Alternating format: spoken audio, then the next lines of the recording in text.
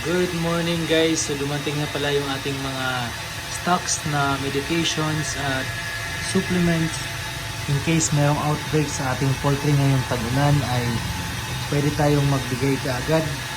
At sa mga customers natin sa RTL na naghahanap ng gamot para sa sipon, halak at iba pang respiratory problems ng RTL or ng layer chicken ay available po ito sa amin. Pwede namin i-share yung aming mga supplies. So very important guys na maging ready tayo ngayong tag-ulan dahil madalas magkasipon yung ating mga alaga ngayon.